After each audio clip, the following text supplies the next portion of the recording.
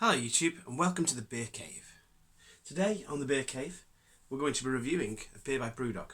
It's Jagged Edge Spiky India Pale Ale. It's a Spiky India Pale Ale. So it's a spiky IPA.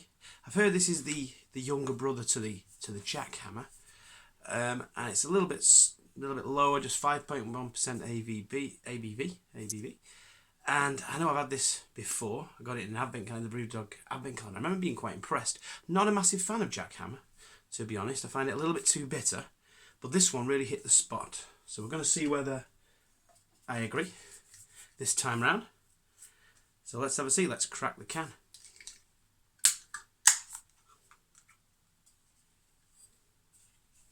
Okay, so let's have a see how it pours, first of all. So it's pouring kind of semi-hazy, really. I wouldn't say it's that clear, but it is relatively clear. It's pouring more like a West Coast than a New England IPA, I'd say. We're getting a one finger white head there on it, and medium carbonation, I would say there. Let's give it a bit of, check the nose out.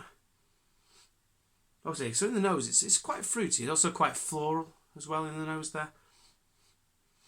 Getting some pine in there, so it's certainly got West Coast kind of qualities to it.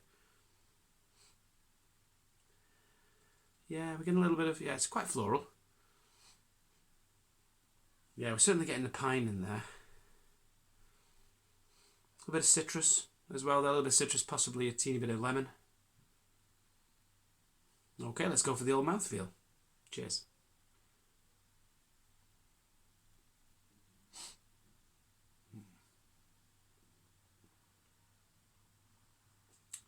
So it's got quite a smooth mouthfeel. I'd say medium carbonation. It's a little bit bittersweet.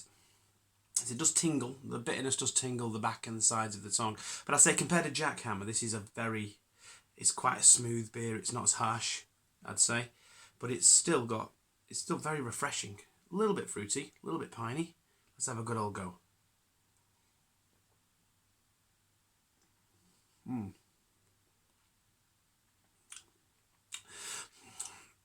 So that's really clean and crisp on the taste there, I'd say, with that. It's very clean, very crisp, and very tasty, really. I'd say it's got a good flavour profile. The bitterness is still tingling it. So if you like it a bit bitter, you like it bitter on the aftertaste there, that's really tingling my tongue now. And just the sides and the back of my tongue, that bitterness. But it's got such a crisp arrival. It's so smooth that you could drink a few of these. Yeah, it's really, really good. Yeah, I am impressed with this, to be honest. Because I wasn't a fan of the Jackhammer. But this one is, I don't know, it's not quite as harsh.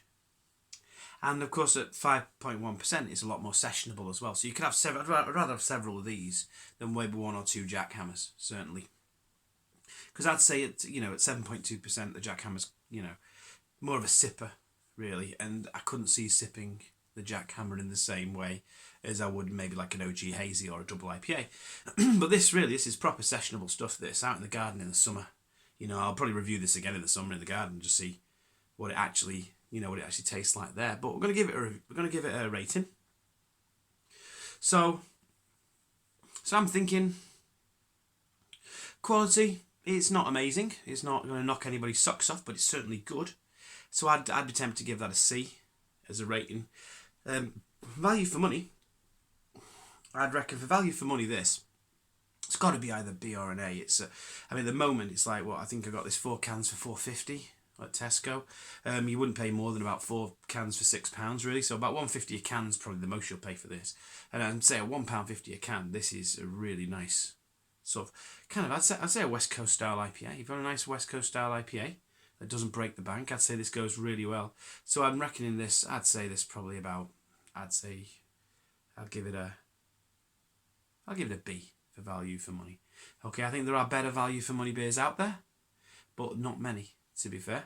If you want a fridge filler for when summer comes, when the weather's nice, this is where you go. Cheers.